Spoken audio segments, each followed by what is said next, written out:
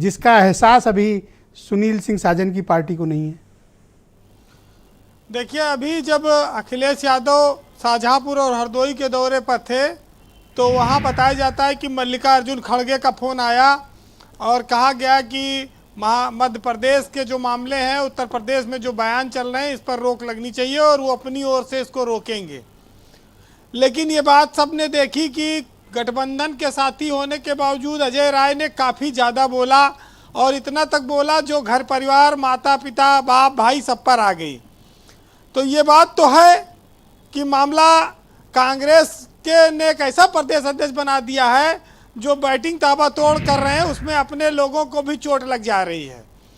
अब ये गठबंधन चलाने के लिए कांग्रेस के ऊपर के नेताओं को बलिदान करना पड़ेगा। मायावती ने चूंकि पिछली बार गठबंधन किया था समाजवादी पार्टी से, तो गठबंधन इस बार फिर वो कर सकती हैं, किसी से करें, इसमें कोई बुराई नहीं है।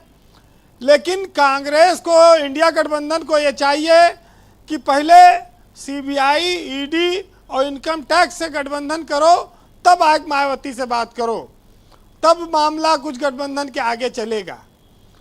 क्योंकि कांग्रेस दोहरे चाल पर नहीं चल सकती है। एक तरफ दानिश अली पर जब बवाल होता है तो राहुल गांधी उनके घर जाकर उनको पुचकारते हैं, मायावती को जलाते हैं। दूसरी ओर यहाँ उत्तर प्रदेश में मायावती का साथ चाहते हैं।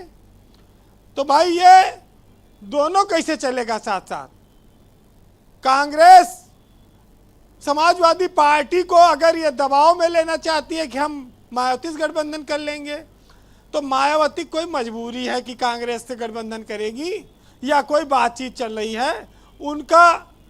अब तो सब यही छोड़े कि अखिलेश यादव कहें हम मायावती से कर लेंगे गठबंधन, तो ये कांग्रेस के सब कहानी खत्म हो जाए।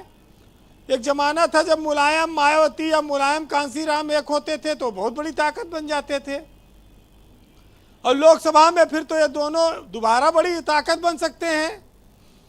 तो ये सौदा जो चल रहा है वो मायावती को लेकर, अगर कांग्रेस अपना गठबंधन खराब कर रही है तो वो फिर नुकसान में जाएगी। 5 राज्यों के चुनाव परिणाम अगर कांग्रेस के पक्ष में कहीं आ गए, 2-3 राज्य जीत गई, तब यहाँ उसका नखरा और ज़्यादा हो जाएगा। खाली सीट के खातिर ये सब ड्रामा चल रहा है। अब आप बताइए कि जब मायावती बार बार कह रही हम अकेले लड़ेंगे, अकेले लड़ेंगे, किसी के साथ नहीं लड़ेंगे, और कांग्रेस कह रही नहीं हम गठबंधन में चाहते हैं आओ। अरे भाई आओ तो हाथी के खुराक भी तो पूरी कर पाओगे। मायावती 40 सीट पे लड़ी थी लोकसभा में, 40 दे पाओगे? तो अगर उस गठबंधन में इंडिया में सपा भी रहेगी और कांग्रेस भी है और मायावती को लेना चाहते हो तो मायावती की सीट कितनी दोगे? तो ये तो सबसे बड़ी सवाल है ना कि कोई आएगा तो आपसे कुछ लेगा भी तो।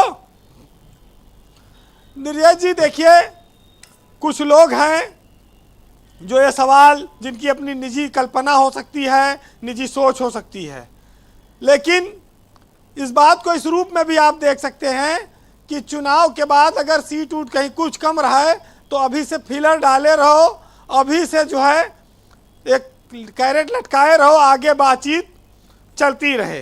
तो कांग्रेस शायद इस उम्मीद में भी होगी। लेकिन जी बसपा ने एक नारा दिया है कि अब ना झांसे में आएंगे और बहन जी को जिताएंगे। क्या क्या तो बोले? अब ना झांसे में आएंगे और बहन जी को जिताएंगे। तो ये झांसा झूसी वाला काम अब खत्म हो गया। और आजम खां के बहाने अगर कांग्रेस ये सोचे कि मुसलमानों को हम संदेश देंगे कि हम ज़्यादा हितैषी हैं, तो ये सब अपनी एक उनकी नादानी हो सकती है, इससे ज़्यादा कुछ नहीं।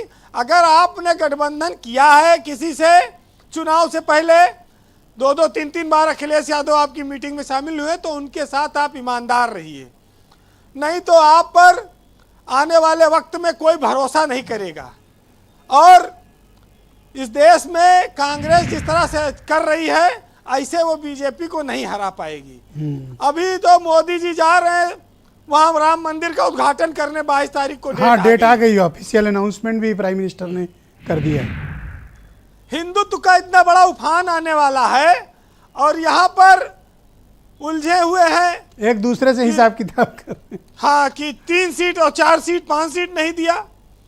अरे अभी तो छत्तीसगढ़, राजस्थान, मध्य प्रदेश, जी मायावती भी वहां लड़ती। पिछली बार राजस्थान में 6 विधायक थे मायावती के, इस बार भी उनकी 8 रैलियां होने वाली हैं, तो वो काफी तैयारी में हैं।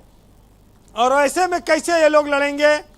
अरे इनका ऐसा ना हो कि चुनाव आते आते इंडिया गठबंधन बिखर जाए, लोग आपस में लड़ने लगे, चले जाएं। ये जो सबसे बड़ा दल है विपक्ष का, कांग्रेस की जिम्मेदारी है कि उनको साध है। अब मायावती ना आएंगी, इंतजार करो, चुनाव बाद किसकी सरकार बनती है वो बाद में भले तय हो कि मायावती आवे। जी वैसे एक साहित्यकार ने लिखा है कि जो लोग बहुत ज्यादा अनाप शनाप बोलते हैं वो अपना नुकसान करते हैं।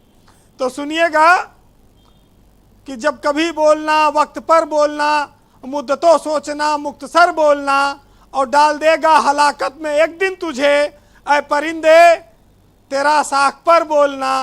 और पहले कुछ दूर तक साथ चल के परख, फिर मुझे हम सफ़र बोलना। और उम्र भर को मुझे बेसदा कर गया, तेरा एक बार मुझसे यूं मुंह फेर कर बोलना। तारिक रामपुरी का ये शेर है, वो बड़ा मशहूर है और कम से कम आज के राजनीतिक दृष्टिकोण में सुनील साजन और सुधा मिश्रा पे लागू भी होता है। बहुत शुक्रिया आपका वीरेन जी, हमारे साथ इस पर चर्चा का हिस्सा बनने के लिए। बहन भाइयों, इस डिबेट को आगे बढ़ाएं उसके पहले एक बड़ी खबर यह है कि प्रधानमंत्री 22 जनवरी 2024